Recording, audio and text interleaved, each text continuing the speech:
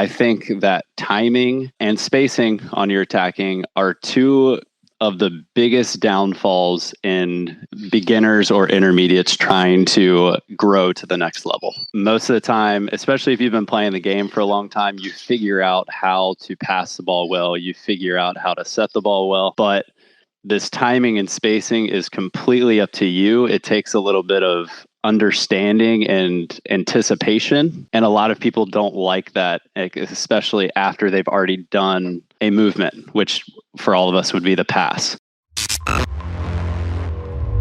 Our company account is just firing with good information. I got yelled at by Chris Vaughn today, who was like, dude, you need to stop giving away all of the best information. Because we told somebody, we told them in a reel, we said, like, if you're facing a shooter, you just have to delay your block and peel so that your blocker can get digs instead of hanging your defender out to dry. And he's like, bro, stop giving away like the high level like advice that wins tournaments. And I was just like, man, you'll be fine. We're definitely in an interesting situation. The thing that we talk about with each other is Better at Beach should be responsible in a large way for the evolution of the sport. Yeah. Right. For me, that's a big, big, big thing. Like, how cool can volleyball get? And I think we're doing it in a decent way. You have kind of revolutionary players that do amazing things. Like, I think of Adrian when I think of somebody who's kind of revolutionary. I do think of Phil. Oh, yeah. And like Phil, he was great. But then you see Andy, and Andy changed the way that every single, not Banesh, Andy Mole. He changed the way that every single blocker plays the game, and he changed the expectation of a professional defender of what a blocker is. It's no longer big and dumb and take up a lot of space. It's blockers playing this massive cat and mouse game. Yeah. So, and then now we have the Swedish kids that, Australia tried it for a few decades. They just didn't do it super successfully a lot, with the exception of their Damien's gold medal in the Commonwealth Games. Mm-hmm. Like that big flow, huge sets to pins, just like banging, but getting blockers moving. They tried to do it for a while, and then these two Swedish kids now are just, annihilating people with jump sets. Yeah, I think there's an account on Instagram called FIVB. Yeah, I like that one. They don't come out with something too often, but I like it. Yeah, they come out with some good stuff, and they just did one on the Swedish team, and it was talking about like how effective they are on two and the percentage of like jump sets and fooling the blocker and like kills on jump sets, and just their statistics alone on that. It was pretty cool to see. One of them was a rock star in that situation. Yeah. And the other one was citing out like less than 300 or something like that. Right. And so that was like, well, maybe they should stop. Right. Yeah. I remember when I looked at it, for one of the people, I was like, okay, he's probably jump setting more than he's hitting. So that statistic alone might kind of be the downfall of that team a little bit. But yeah, it's they're definitely a fun team to watch. And it was cool to see, like, one of the guys, I think he was on when he was hitting jump sets, his side out or hitting on two balls. Yeah, it was like 0.4 or something like that, which obviously is interesting. Guys, if anybody out there just wants to volunteer and help us run podcasts, and you think that you'd like have a great way of just pulling up stats, or you can sort of discover some way to help us, we are always looking for coaches, help, graphic designers, people who just want to literally help us post on our stuff on Instagram. I know we've got a new direction coming up, and just to give you guys a heads up, we give a ton of teaching on Instagram, like a ton. So if you guys aren't following Better at Beach Volleyball on Instagram, we give all these little 1-minute teasers, and Tanya's been crushing it. But what we're realizing is that we are great for people who are extremely hungry for beach volleyball. Like, if you love beach volleyball and getting better at it specifically, like how to improve, then we've got to be your number one channel. But we're not really touching the people who are like just playing volleyball once or twice, or they got this big adults league, and maybe they're not getting it quite as fans. So what we have to do is now on Instagram, we're going to start posting a few times a week, just those viral clips, those like ridiculously awesome plays, things that are funny. That's not us, but we can repurpose that from other people and still have a little bit of entertainment on our channel combined with all of our massive amounts of teaching. So I love it. Love new directions. Yeah, it's been great. I just went on Kim Hildreth's, her Instagram, and did a talk about nutrition. Oh, cool. Yeah, had a lot of fun. She talks a lot about emotional connection to food and how like people have kind of problems with that. And I explained to her that to me, and yes, I'm rare, I'm different, I don't have a strong emotional connection. Like it doesn't make me upset. I've never been too self-conscious or anything about food. I guess the biggest emotional battle or like little internal tear, maybe with drinking for me, where I enjoy having a beer, I enjoy having a whiskey, but I do know that it's not what will get me to the next level. I enjoy having friend time. So that's probably the only little emotional tear that I get with food. But for me, food, it's fuel, it's performance. If you want me to eat the same thing every day, 5 times a day, I'll eat it if it means that I'm going to be doing well. So it's been easy for me to stay in shape with food and eat good things. And especially with my wife who cooks great, healthy food and refuses to get by or cook unhealthy food. I'm a little bit spoiled in that department. So, I don't have that same battle with food and body image that a lot of people do, but I know that it's real. I know that it exists. The conversation that we had was what she was expecting or looking for. Right. But if you guys want to check it out, it's on Kim Hildreth's Instagram. I don't know her exact Instagram, but it's Kim Hildreth. I think that she's good. She's one of like the only people that's really, in my opinion, that I've seen like focusing truly on the nutrition side of beach volleyball. They're just good people in the sport of beach volleyball. So, and Kibby just sent me a few real estate options in Florida. Right. So he's also a real estate guy. It's fun to see how many volleyball people are so into real estate. I think the entrepreneurial mindset comes with people who are just addicted to going to the beach all day. They're like, what job could I get that allows me to be on the beach like 6 or 7 hours a day? And so we get a lot of teachers and we get a lot of real estate people. Right. Or unemployed part-time coaches who... Yeah, there you go. All right. So today we are going to talk all about hitting timing, how to time your hit, why you're early, why you're late, and what cues you can use to get yourself on time. And I think we're going to dive deep into that. And I know that there are a lot of little tiny keys that people often mistake. They make a lot of mistakes when people give this advice because people think that timing is this sort of standalone, like it's going to take me 0.8 seconds from my first step until my contact every time. So when they start their approach, they just can't stop themselves. And that's a huge problem. So how to time, when to adjust it, and everything about timing and attacking, that's what we're going to talk about today. If you're here, this is probably one of the most important conversations that you can listen to, because I think that timing and spacing on your attacking are two of the biggest downfalls in beginners or intermediates trying to grow to the next level. Most of the time, especially if you've been playing the game for a long time, you figure out how to pass the ball well, you figure out how to set the ball well, but this timing and spacing is completely up to you. It takes a little bit of understanding and anticipation. And a lot of people don't like that, especially after they've already done a movement, which for all of us would be the pass. So the first thing that I'll say is, I think spacing. So I'm going to talk about spacing first. I'll let you kind of talk about timing a little bit. Sure. But one of the things that I really enjoyed that you've talked about in the past that I've taken now, and we coach it at all of our camps, is the way that you find how far off the net you should be approaching is by going up to the net, making yourself an arm's distance length back, and performing a full volleyball swing so that you do not hit the net. A lot of us get set way too tight.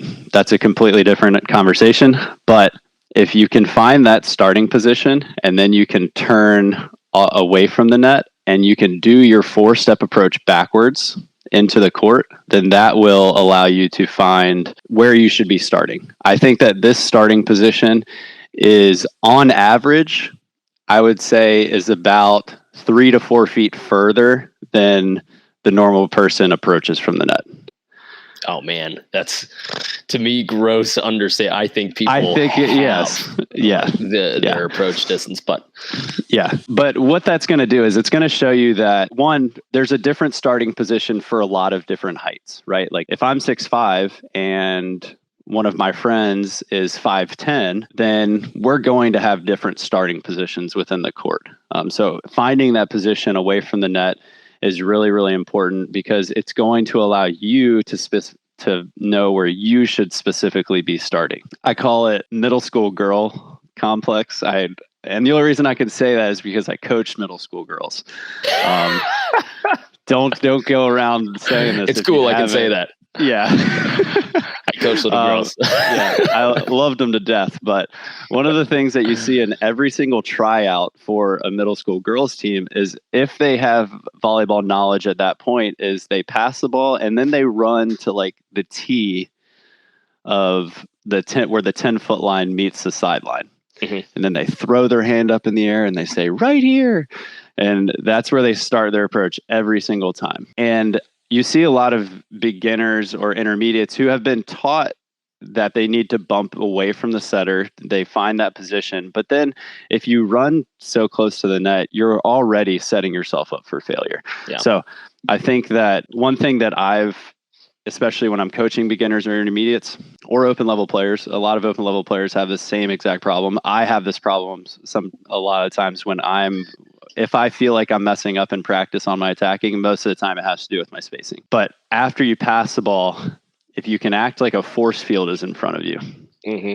and you can shuffle behind that force field as much as you want, but the force field doesn't open until the setter touches the ball.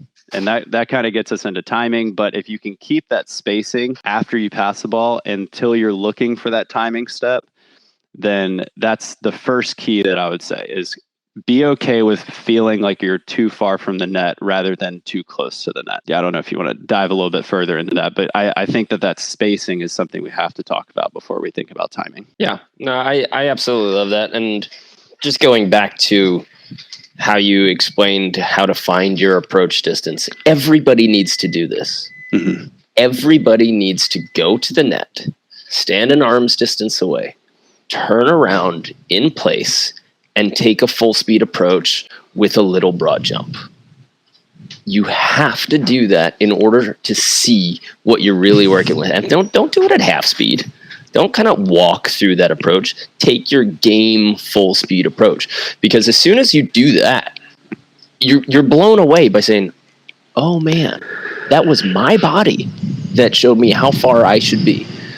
And from there, you can play a little bit. You can play a little bit with maybe elongating it, getting it maybe a tighter set, a longer set, but you have to see where you should start. And then once you do, get a flip-flop and put it 3 feet in front of wherever you finished up. And then for the rest of the practice, the rest of the match, the rest of the tournament, say, this is the right distance for me. And that force field that you're talking about, now you got this physical object that you can say, oh, stay behind that. Oh, stay behind that. I had to do that for myself on defense a few years ago because I would get into that libero position, get super close to the net, and just try to wear balls instead of staying back and giving myself some reaction speed. And I couldn't believe how many times I ended up in front of the flip-flop that I put outside the court. I was like, this is a real problem for me. And I didn't need a coach to fix it after they found it on film, right? After we found it on film, thank you, coach. I got that. Now I've got this for the next 10,000 points in my life. I just have to train it into myself. So I put that marker on the side of the court. Boom. Now I'm ready to rock consistently, and I have my force field. I know when I'm doing it wrong.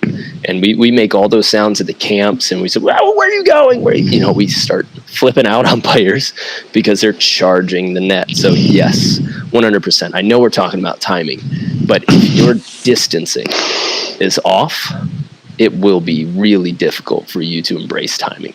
Sorry, Yes. Kenny.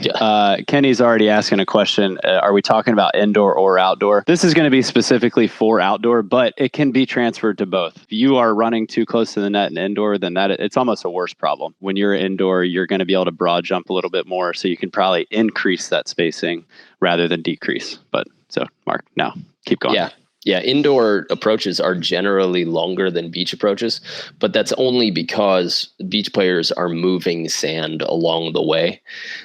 Indoor has this ability to bounce each step. You get a little bit further with each step, so that when you go from your left to your step close, that's actually a longer situation because you can bounce off of that the hardwood instead of pushing sand out of the way. You don't have quite as much plyometric on the sand, so your indoor approach will for sure be longer.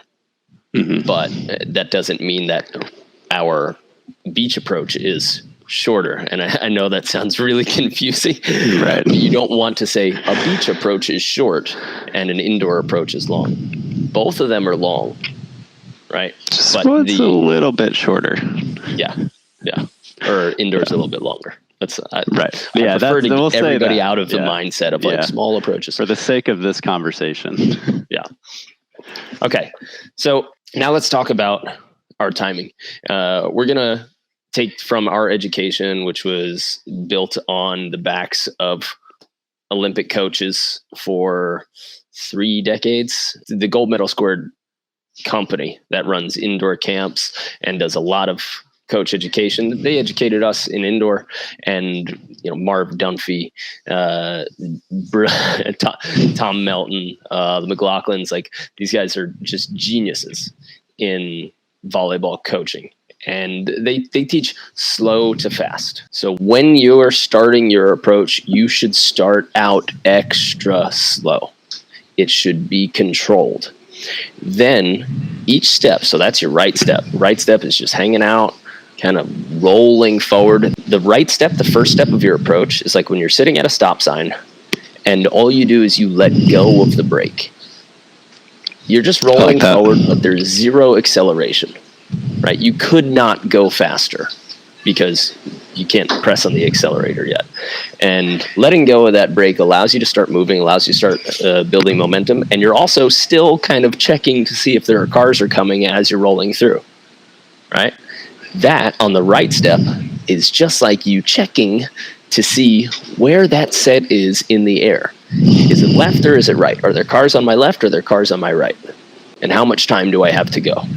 Right? So once you're on that right step, now you're checking it out. You're saying, all right, that's how high it is. So I'm getting a sense of my timing and I'm getting a sense of the direction. And my second step, my left step, is when I can put that down and I can start accelerating and start turning the wheels. See where we're going with this? This is a pretty good one. Oh, I like it. Right? And then the last 2 steps, so right, left, last 2 steps, that's when you can gun it because you know you got the clear runway, right? You know that there are no cars coming and you're already moving forward. So now you can hit the accelerator and go as fast as you want. And that's the right, left, right, left. Slow, pick up the ball, see how high it is, see if it's left or right, and then you'll be able to get the cues of where to chase it for your last 3 steps. And you should, because you're under control, you should be able to see how fast you should go. There's all these timing cues that people try to get. Like, well, do I go at the peak of the set? Or do I go just after the peak of the set?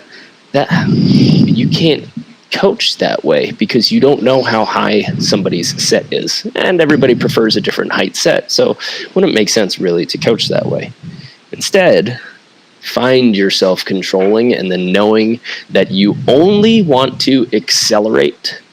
You only want to get faster. If you feel yourself try to accelerate and then you have to brake or squat deep and hold, that's when you're going to be in trouble offensively. You're going to ruin your attack rhythm. You're going to ruin your power. And most likely, you're probably going to end up under that ball. So the speed builds slow, faster, fastest. And each time, each step, you're going along that way. Make sure when you start your approach, there is no situation that says you start your approach and you have to finish it on this timing link. Practice taking 2 steps of your approach, then stopping for 3 seconds on your left foot, and then taking your last 2 steps. Do the same thing with that first step of your approach. Take your right step, hold for 3 seconds, then hold your second step for 2 seconds, then fire off. The only thing that we're never going to hold is those last 2 steps. But you have to be able to control, brake, or accelerate on every single step, but we don't want to brake on our last 3 steps. I like that. A good picture that you can think of as a coach is if your players are making splashes in the sand on these first 2 steps, then that's something we want to avoid. So I've noticed recently, if I see somebody running through those first 2 steps, which means they're going from fast to slow, not slow to fast, I tell them I consciously want you to think about going heel toe on your first 2 steps, which means that if you can imagine if somebody was running with their feet, with their toes first in the sand or on the balls of their feet, then they're kicking sand forward when those feet are landing. But if you go heel toe, you can put a perfect footprint in the sand, and now you're not kicking up any extra sand. So something that I commonly say is really go heel toe. I want us to get rid of that splash. And if you can do that, then it allows you to, like you were saying, read that set height, read the set direction, allow yourselves on those first 2 steps to either go in and out. And then that way, when you're ready for those last 2 steps, you can go super explosive. I commonly say that it should feel like you're jumping off a trampoline or a diving board. You don't see a whole lot of people going onto a trampoline, squatting to jump and trying to hold it for a couple seconds before they spring up. If you're doing that, then you have not found any of the joys of a trampoline. But with that approach, I think if you can, you're going to feel like you're going to be late, but that's an okay feeling to have. I almost think that after you go through that right step, which should be a walk, a left step, which should be a little bit quicker tempoed walk, but still a walk, you should almost have this feeling of like, oh crap, am I going to get there? Because if you have that feeling, then that's going to make you go really aggressive with those last 2 steps, get up in the air quick and hit. So I think that will keep the tempo pretty good. Absolutely. And so now that you've kind of spoken about the tempo of the steps, I'll kind of talk about the timing step. I think is huge and when to put that down. I've heard a couple different ideas on this, but I've always found that if you can put your timing step down on the setter's touch or contact point, then that is going to set you up for this slow to fast. And we really need to emphasize the idea that when you take this first timing step, just like you said, when you're letting off the gas and your car is coasting, you're almost holding your balance on that first step. So when you're rocking forward and you're going, it should feel like you're about, like if somebody came behind you and pushed you, you should fall right on your face because you're holding that first step as long as you possibly can until you see that set go up, and then you should have a light bulb moment that says, okay, I'm going here. And once you have that feeling, then you can kind of move on to your left step and then finally your last 2 steps, or vice versa if you're a lefty. But finding that timing step on the setter's touch is really important. And I think that's a lot harder for people to do it's way easier said than done. And I think a lot of it just has to do with anticipation. You know, if I have a crowd of people around a court and I say now when I'm going to catch this ball, and I toss it in the air and then I go to catch it, almost every single person can say now when I'm catching the ball. But for some reason, after you pass and then you're doing your shuffle and then you're trying to find that timing step, for some reason, there's a miscommunication in that with your mind and your body. And for me personally, I think it has a lot to do with stopping. Like if you find yourself completely stopped trying to find that timing step, then it's very difficult for you.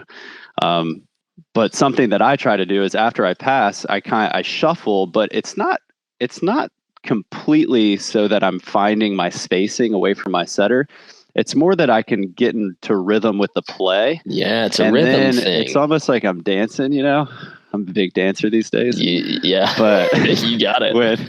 If you dance with that ball as it's going down, and then you can anticipate that first timing step, then that's going to set yourself up. I always bring up the experiment I did in science class for some reason. I remember this, but it was somebody would be holding a ruler and you had to be below the ruler. Oh, yeah. And they had to drop it and you had to catch it as quick as you can. And I've always thought that I'm super athletic. When I did this experiment, I was like, I'm catching it within an inch. Like, there's no doubt in my mind. Mm-hmm. And all of a sudden, the ruler gets dropped and you're not catching it until 6-7 inches. And it kind of surprises you. So it's the same thing if you're just going and putting that right foot down and then you're trying to pick it back up and put it back down on the setter's contact. You're going to be either too late or too early just because your reaction time isn't as quick as you think it is. Yeah. But if you can find that rhythm after the play and kind of keep moving, shuffling into that timing step on the setter's contact, then it should be a little bit more flowy. I mean, I used to, don't mock me, I used to do a little double Dutch back in my day. Yeah, that doesn't surprise me. And I mean, the key to getting in there, just like you said, is not sitting still and then jumping in. You know, when you're on the side, you start feeling the rhythm of the ropes and you say, okay, when do I go in? When do I go in? When do I go in? Now, boom. So that you hit that rhythm, but you're already kind of in motion. And that is how we would like to be able to teach approaches so that we can stay in that motion. We don't want to really get completely stopped. I mean, it's not terrible if you do, but to get completely stopped and then you waste a little bit of that rhythm, you don't have to do that. You can develop that rhythm from the beginning of the play, from after the pass or after the dig, but you can do it in a very slow and relaxed way. And too many people pass or dig, and then they think, now I have to hit. It's no, now you have to start developing rhythm. Then once we start developing rhythm, then you time so that you can get within a similar window, not the same window, or no hit's going to be exactly the same timing. No set's going to be exactly the same timing. But we do, in order to be efficient, we want to be within a similar timing window. And so when we talk about timing step, we have to go back again, and we'll be repetitive with this, but it's not you just go at this time. You're going and observing and changing what needs to be changed with every single step. So those feet need to be in control, grabbing the sand and understanding that each step has a purpose. It's not one approach. It's not necessarily 4 steps, but it's right, left, and I'm going to count the right, left as like that 3rd step. You got those 3 chances of when you can slow down or speed up. And everybody really needs to understand that. Maybe I'm talking from a place of pain, because I had a coach who told me for months, you have a 1-speed approach, you have a 1-speed approach, you have a 1-speed approach. And maybe I just wasn't smart enough to get it. I just didn't understand what she was saying in any way. I was like, well, okay, that's great. I am 1-speed. I'm 100%. 19 years old, and literally, like, I think that was the response that I gave her. Yeah. You're like, cool. Yeah, I like that. Yeah. That sounds like a great thing. And I was like, yeah, hard all the time.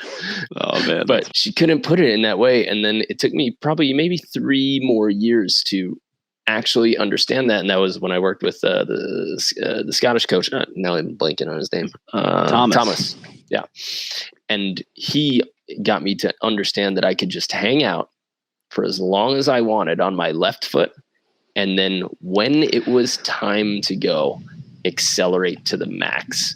And I was 3 years out of college, and I just started hitting the best balls of my life. I mean, unloading under full control. I never had a problem with timing a setter after that. I see the set, I hang out on the edge of my left foot as it's kind of halfway, maybe a third of the way to me. Now I know when it's time to go, right? But that is really a big difference maker that can go for everybody's game. Yeah, and I love talking about Thomas because I was at the same practices as you. And for somebody that has never played volleyball, his ability to see players differently and give them advice and work through the problem individually, that I gained a lot of respect for coaching after working with him. And he pretty much made me from a non-starter to a starter within 2 weeks, just from little ideas that he introduced to me that I had never heard of before. It's pretty cool. It's the advantage of working with different coaches.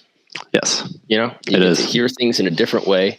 Like I said, I had probably been through maybe 3 or 4 different coaches at that time when I had finally discovered what this person 3 years ago was saying. And one of my actually good friends who works with Tony Robbins, he's like one of the guys who's in his inner circle. I said, I'm so upset. You told me to make these YouTube videos the first year that I was coaching in Hermosa.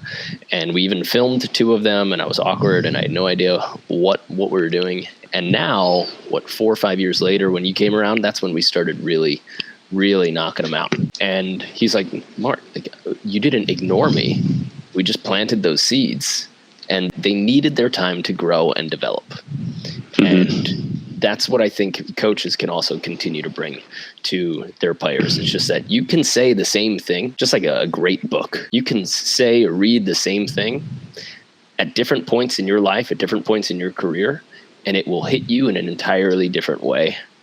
And it'll teach you what you need to be taught at that moment. And that's why we have multiple coaches. That's why we have great books. And that's why you can keep watching the same Better at Beach Volleyball videos on YouTube, right? And it's like, now that makes a little bit more sense. Yeah, I think, Christina from Salt Lake, Ashley Garza, little girl. Yes, she's been to a couple camps of ours now, and she said I was a little hesitant about coming again because I thought I would just hear a lot of the same information. But she said just because of the different coaches that were there and the fact that she had leveled up in her game, other information is what caught her eye the second time around and made the camp even more valuable. So that's kind of one of our own little tidbits that you can take away from that as well. So you're always growing, always learning different ways. Let's pause here just in the lesson, just for maybe a couple of announcements. Number 1, if you guys ever want to come to a training camp, we have training camps. Now we're going to be doing them year round. However, our April 3rd to 10th training camp sold out weeks ago. We do have a waiting list. We've sold out. We have a waiting list. What we're seeing if we can do is we're seeing if we can hire more coaches to make sure that we keep our small coach to camper ratio. And then if we can get those more commitments before we actually charge you and then have to refund or anything like that, if we can get enough commitments and we can bring another coach to fix that, then we're going to open up those spots. So if you're not on our waiting list, you should always sign up if you think that there is a chance, because that's when we have the opportunity to contact you. But if you don't sign up for the waiting list, we can't even do these things. So if you want to check out what our camps are all about, go to betteratbeach.com/camps. And if there are spots open, then you can go ahead and book them. And if there are not, we will always put up a waiting list form so that we can get in touch with you. And our ratio right now that we're working with is 1-8. So for every 8 players, we get 1 coach. Don't realize how important that is until you're there and you see how hands-on our coaches are. But once we get 8 people that say, yes, I'm in, then that will allow us to book our coach and start moving down the list. So definitely. And if you guys haven't checked it out yet, I made some adjustments to our homepage on betteratbeach.com.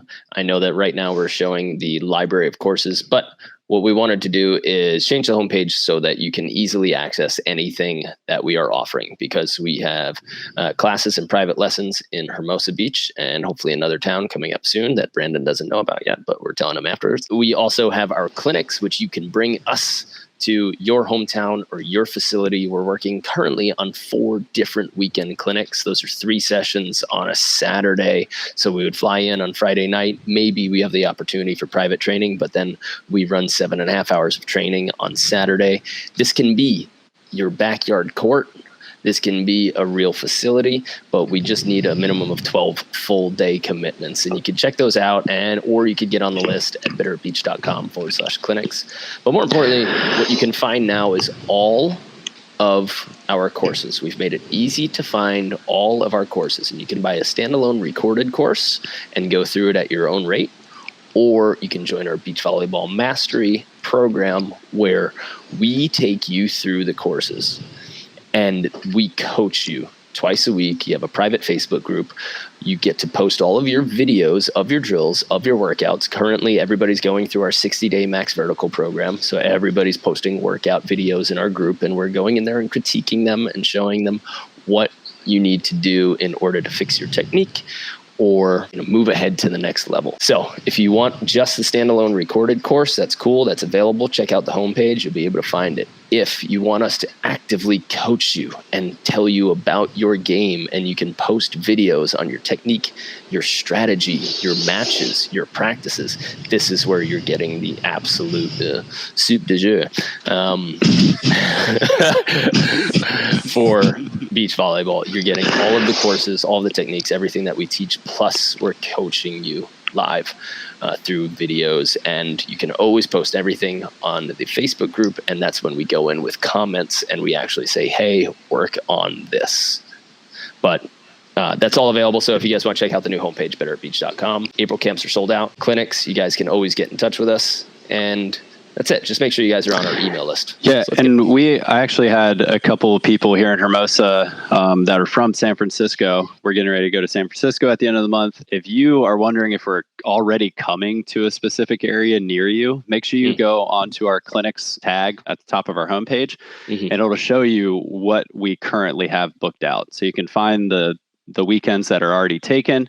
Maybe we're already coming to an area near you, or if you see a weekend that works for you, you can get in touch with us and we can start building that out for you. Okay, back to hitting timing, and then we'll get into our Q&A. I just want to give people a few, maybe just things that they can do in order to try to find their timing. One of my favorite drills, absolute favorite drills, is it's basically a box jump. So go next to a net. And I know this is kind of hard for people to do this, but if you can get a plyo box that sits you at about 90 degrees so that your knees are bent at 90 degrees, and you can sit on that box or that garbage can or cooler, whatever you need, have somebody toss a ball higher or lower in front of you. When they toss that, see if you can be on the edge of that box, pick up your feet again, and stomp the ground as quickly as you possibly can to jump and go and attack that ball. Most people will try to get on their feet, they hold on their feet, and then they slow kind of squat into it.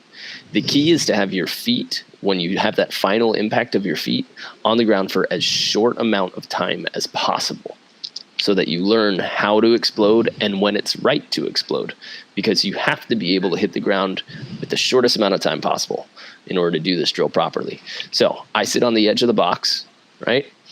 Brandon throws a ball up that I'm going to spike. When I know that I can move at max velocity, then I stomp my feet on the ground and jump in one motion. And then I go and spike. That's going to tell you like, okay, so the ball can be hanging in the air. Brandon could have released the ball. He could have set the ball, and that was not my cue to go.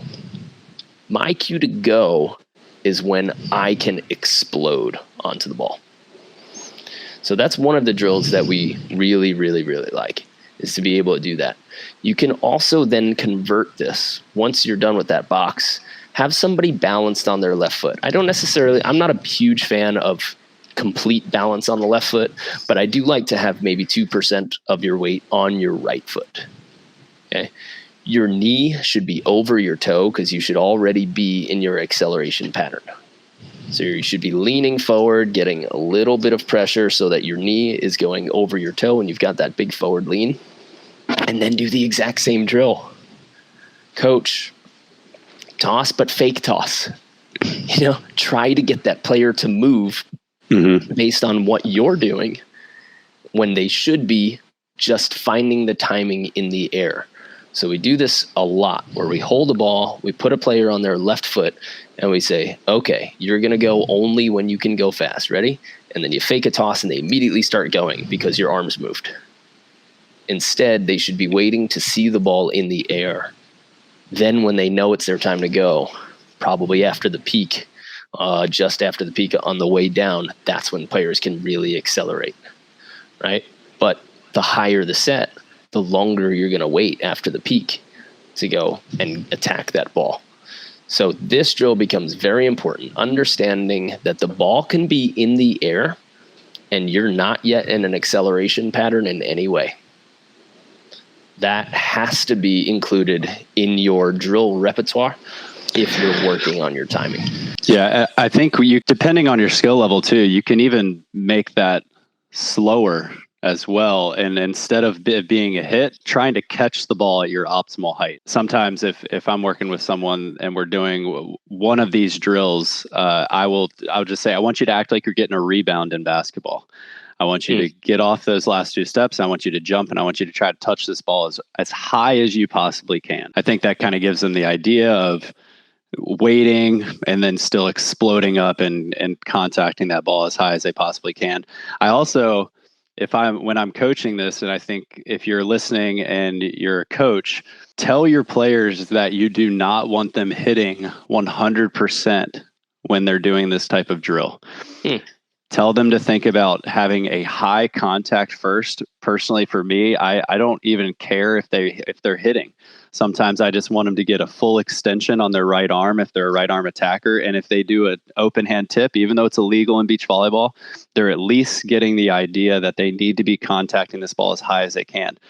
One of the big issues that we see when people try to hit right away is a lot of the times when people get lessons on attacking, it's because they want to hit harder. They want that ball to bounce more, which is something we have to completely get our heads out of. But if you can encourage your attackers to go for optimal height after the timing is perfect with those last 2 steps and that explosiveness, then you can start adding, okay, now let's go to a 30% swing, 40% swing, 50% swing. But if you jump into, okay, just try to hit whatever you want, hit as hard as you want, then you're just encouraging the same bad arm swing and idea. And the timing that we're working on with these 2 drills is to allow you to contact the ball at the highest point possible for you. And if you're just thinking about hitting hard, then you're defeating the purpose of your arsenal. So. Definitely. There was one more thing that came to my head as we were talking about. It's during crazy rallies or great defensive plays.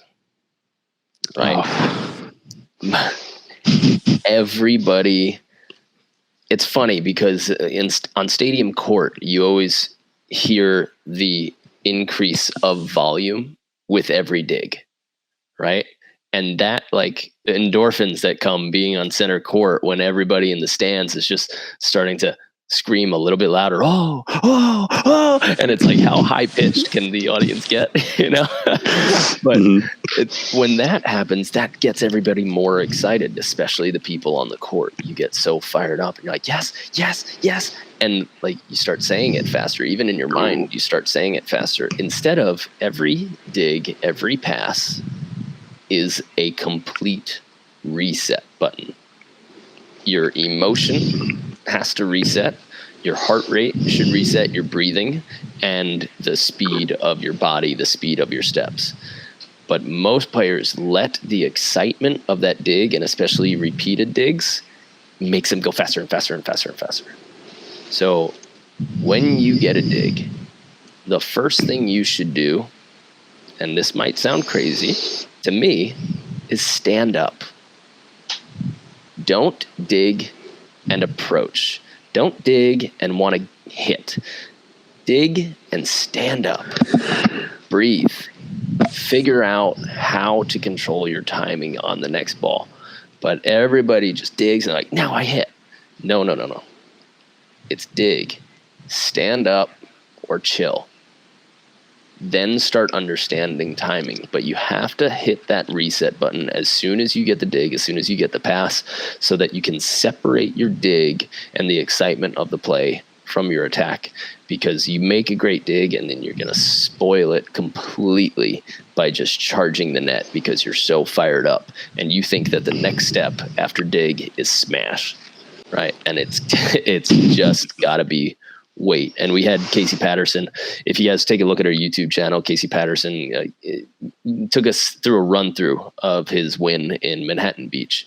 And I showed him a picture of him getting, I think he was down 12-14 or 11-14. And he got three digs or a bunch of digs on try and John Hayden. And I said, he got the final dig. He's at 15-14. He lays out and gets this one-handed scoop down the high line. And I said, okay, Casey, I paused it. I go, what's going through your mind right now? You just dug the ball. You're about to get your name on the pier. It's going to take you one swing. What's going through your mind right now? He goes, haha, wait. And I think you and me at that point were like, like what? Like, we thought he was building suspense, for the Right. the show. And he's like, no, actually, wait. He goes, I know that the most important thing that you can do on a hit is wait so that you can explode to the ball. And so he got the dig for match, championship, AVP, and pure point. And the next thing that entered his mind after a dig and a 3-point or a 4-point comeback was wait. And if that doesn't tell you how important it is to be patient on your approach and to be slow to go in, I don't know what does. So if you guys want to check out that interview, you can search Better at Beach Casey Patterson on YouTube, and hopefully it comes up. Yeah, I love that. So something that I've been doing at my practices, the small 3-week window that I'm back in, is challenging myself to feel less tired every drill that I do. Because my endurance isn't where I need it to be right now, but it's preseason, so I give myself a little wiggle room. But I did my sprints yesterday. Yeah, if I'm doing an attacking drill and after I've done 10 attacks, I feel I'm breathing real heavy, my legs are tired, then I tell myself before I do the drill again, say, okay, go through the same goals, but at the end of these 10 attacks, you need to feel less tired than the round before. And it's crazy how much you'll slow down things, how much a deep breath between your pass and your approach can slow your heart rate. But if you don't think about doing it on purpose, then it's really hard to remember. But if you can start thinking about all those things when you're at practice, then you'll be able to do it in a game as well. Yeah. So for sure. I like that. So final announcements, and then we'll get into Q&A. The more we kind of grow and add on more things and work harder from our side, the more I realize that we're not clear about who we are. For those of you out there, we want to help you get better at beach volleyball. We want to help you coach better, play better, and we want to create events that are fun. And you can take vacations, trips, days, and get the game in there. When we coach and when we run camps, we do want to get you better. That is our primary goal. How can we create an experience that allows everybody to get as good as possible? And then we kind of let the volleyball be inherently fun, right? So we run those camps. We have clinics for one day. We have a slew of free information on our blog. If you go to betteratbeach.com/blog. If you're not subscribed to our YouTube channel already and you're watching this, please just hit the subscribe button. It helps us a long way. And we also have online courses. Our online courses are recorded monster courses. There is so much information in each one that you could watch it again and again, just month after month, and continue to go through it, and they will help you. We have a passing, a setting, an arm swing specific, an attacking, and an offensive design course. We have an ultimate defender course, which teaches you blocking, peeling, and defensive technique and strategy. We also have a serving course, standalone serving course, and practice plans. Those are all recorded courses. If you want us to help you actively your game, where you post your videos of your drills, then we can do that. And that's in our Beach Volleyball Mastery program, where you meet with our team of coaches twice a week on video, and we can legitimately help you with your game. Most people ask, but I don't have a court, but I don't have a partner. You don't need these things, and we design all of our drills so that you can do them alone at home. There is so many drills and exercises that you can do at home and alone, and we show you how to modify them. And then when you do have a court, you do have a player, we show you how to do that. If you're not studying film and you're not watching yourself, or you're not watching other players, or you're watching it with an eye that doesn't really understand the game, it's very difficult to improve. But if you are watching film, I guarantee 100% you will win more points, you will win more matches if you're studying the game when you're not playing it. Some of the most valuable moments that I've ever had as a player were sitting on my coach's couch watching video, not having him lace 100 balls at me. So if you want to experience what that's like, go over to betteratbeach.com/ coaching. The last thing that we do want to talk about is, guys, we've got like swag. We've got stuff that you can buy, t-shirts and cool designs. So if you go over to betterbeach.com/shop and you just want to support us in a small way by getting a cool volleyball shirt or a cool Better Beach shirt, go to betterbeach.com/shop. And that's how you can show your support, show your love without getting fully involved in any course or any coaching program. Yeah, it's one of my favorite things now that we've kind of been growing a decent amount is showing up to a tournament somewhere and seeing somebody wearing our logo. It's all the numbers that we see on YouTube and everything like that is great, but seeing somebody wear your shirt in public is very cool, and I appreciate that a lot. So that's all we have for today. I hope you guys got a little bit. We talked about attack timing for about half of it. Kind of went sideways on a few others, but we hope to see you guys every Monday and Wednesday. We are trying to do these live, and every now and then, if we can't meet up, then we will try to put a recorded version of one of our old lessons on, and we're trying to get this podcast up and running. So hopefully that happens this week where you can subscribe to our podcast, but not yet. If you're currently listening to this on the podcast, it means we were successful in the past. Yes.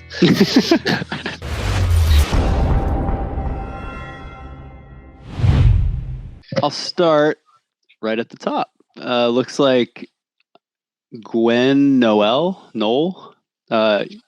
should the ball be on the top of your head or top of hitting shoulder? I personally think that you should think about getting it on top of your hitting shoulder. If you start thinking about letting the ball land on your head, then that's when you're going to start creating a little bit of an interesting arm swing. So we didn't really talk about the spacing away from your setter too much in this lesson, but if you create a little bit more space for your attacking shoulder to allow your setter to miss on that shoulder, then your momentum can always still be going into the court. So if you're a left side player, you bump away from your setter after you've passed, you find the good timing step, then your approach should take it to where if you reach your right hand up as high as you possibly can, then that ball should be directly over your shoulder. That'll allow you to still go hard cross court. And it'll also allow you to start manipulating with your hand if you want to go cut shot or a high line. Okay, so I'm going to keep moving on. Working with relatively shorter players who want to hit down, but to continue to hit the ball lower than their highest reach. You can see they put a lot of spin on the ball and get the ball in, but since they don't reach at the highest point and snap the wrist of using a whole arm, Mark, we got to work on shorter questions, buddy. High school growth spurts. What drills or exercises do you suggest to get them to reach to full extension? I think the drills that Mark was talking about with the box, and then we call it flamingo approaching, where you're kind of balancing most of your weight on that left foot and have your right foot can have a little bit of weight down, but finding that ability to have a very quick last two steps, get up in the air as high as you can. And then I think the very key part is telling your players that they are not allowed to hit hard. I've been playing this sport for a long time, and every single year that I play, I hit deeper and deeper into the court. And it's not necessarily because I'm jumping lower. I just know that those balls are a whole lot harder to dig.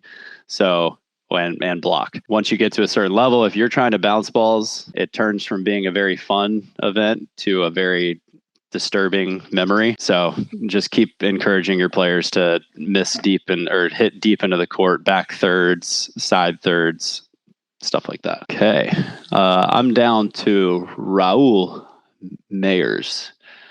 When your hitting timing is perfect, what is your body's position relative to the ball in the net? Your body's position relative to the ball in the net. Let's just say that your ball should be very slightly in front of your head. So if you can basically put your bicep on your cheek, that is about where you would want to contact that ball. That way the ball is slightly in front of you, not so that it's straight up or behind you. And as far as relationship to the net, that depends on how far your perfect set is off the net. I think what I'm kind of reading from that question is what we teach is if you're a left side player and you're right-handed, then your shoulders should be facing hard cross, that cross court angle. So if that's what you're talking about as far as relative to the net, I would change that relative to the net to relative to the deep cross corner of the court. And then as a left side right-handed player. Mm-hmm. If you are a left-handed player, then that goes a little bit more seam. If you're a right-handed player and you're on the right side of the court, same idea. Your shoulders should be facing a little bit more seam of the court, middle of the back sideline. That will allow you to have all the swings that you want available. I've always played the right side. Recently trying to play on the left is causing me trouble. How does my approach change from the right side to the left side? The easy answer, the quick answer is I'm assuming, Adam, that you're a right-handed player because most of us are. If you are on the right side of the court, then you are in order for your set to be easiest for you to hit, you should be bumping in the court to allow your hitting shoulder to get closer to your setter. Mm-hmm. One way that I describe it a lot is imagine if the court had wood panels and like a hardwood floor, and wherever that setter is, you need to be on the panels next to them. For if you're a right-handed player and you move to the left side, now you have to bump away from your setter. Once again, allowing the energy of your approach to be going towards that hard cross corner of the sideline or the boundary lines. So you should be going straight at that corner. And then obviously telling your setter what set you need in order to make that happen as much as you can. But then once you tell your setter what set you want, it's still your job to fix your approach and go with that timing, right step, left step, and allowing those last two steps to be going towards that corner again. You know, that's something that we didn't talk about in this whole thing. One of the easiest ways for you to fix your timing is call for a set. Tell your setter what you want. I've been working with the men in Hermosa now for what feels like 2 years. Mm-hmm. And it's still hard for me sometimes to get them to call for a set every single time. And if you're not calling for a set, you can't ask the question, why is it hard for me to hit my setter set? Because you're not talking to them. So if you want an easy fix, first thing, talk to your setter. Second thing, think about spacing, allowing your hitting shoulder to be easily accessible for your setter. One person said, do you recommend to come to a hold after the pass before starting the approach? You don't necessarily have to be a hold, but there has to be a slowdown in rhythm. So after you pass and you do your shuffle, Brandon uses panels. I say that you can get 10 feet of width from your setter on the left side and be inside 10 feet from your setter. Make sure that you're no more than 10 feet away from your setter as a right side. Now, do you have to hold? You don't have to freeze, but you should feel a delay, a slowdown, a relaxing, exhaling breath. All right. But there shouldn't be too many times where you're sprinting unless you are running an offense that is designed that way, in which case you need an immaculate setter who can throw your rhythm, feel how fast you're moving at all times, and always find your window. But for now, we'll stay basic. And if you guys ever want to get into some a little more advanced offenses, we'll talk about that on another episode. And we can talk about that way more in depth if you're in the Beach Volleyball Mastery Program, betterbeach.com/coaching. I think that might have been our last question. Yeah, I think just one last thing before we wrap up is if you're able to find this timing step and putting yourself in charge of the direction of your approach, then you are taking the pressure off of your setter. If you feel like it's the setter's job to find your window, then I can almost guarantee that you're too early and you're not thinking about your timing steps at all. Mm-hmm. But if you can find that slow timing step that Mark was just talking about, that kind of hold and momentum moving forward, and then going into that second step and then right, left, then you're putting all the stress on you. And I know when I was playing, I didn't really know what a bad setter was because the first two people I played with were two of the best setters that I've still played with to this day. And I just got really lucky to play with them. But then when I started playing with people that were a little bit more inconsistent, but were still athletes and really fun to play with, I realized that I had to take some of that pressure off of my setter and find my correct timing, allowing them to just put up a nice hittable ball instead of relying on that setter to be perfect. That's a really tough position to be in as a setter, especially if your attacker starts having a hard time scoring, because then both of you are saying, "Oh, my bad, I'm bad right now," and that's a terrible thing for both players to be saying. Yeah. We got one last question from Paul Lennon, who said, should vertical be an issue for spiking, or is it all timing relating? You have to time it based on your vertical. Somebody who can jump a lot higher might have to leave a little bit sooner because they're going to jump higher and they're going to hang in the air longer. Okay? So that's why timing is unique to everybody. If you want to work on your vertical, then you just need to go to our homepage and download the 60-day max vertical program, and that will help you jump higher. But your vertical shouldn't change your set height. Your vertical leap shouldn't change anything about your look sequence or anything. If all of a sudden you pop 8 inches onto your vertical, then you're going to have to leave at a slightly different time. Very slightly. But you have to get used to that according to your own body. So if you want work on your vertical jump, currently our mastery program is going through 2 months of that with us. We are doing the program. This is our preseason program for the AVP. And most people see an average of 4 to 5 inches of increase on their vertical jump. So you guys can check that out at the homepage and click there to learn more about it. But no, your vertical shouldn't change anything about your approach. It will just kind of flow with that, because if you jump higher, then you need to leave slightly earlier. If you jump lower, you might be a little bit earlier in your approach, or later. Alrighty. I like it. Love it. And volleyball. But me and Brandon are doing our workout today, and we're taking it straight from the 60-day max vertical program. So get ready for lots of squatting, baby. I'm ready. I don't know if my legs are, but I am. Mentally. Right, well, we got squats, RDLs, and lunges, and shuffles for speed and agility and conditioning. So I like it. I'll be ready. Yeah. All right. I'll see you in a little bit. Bye, see you guys everybody. next time. Thanks for joining.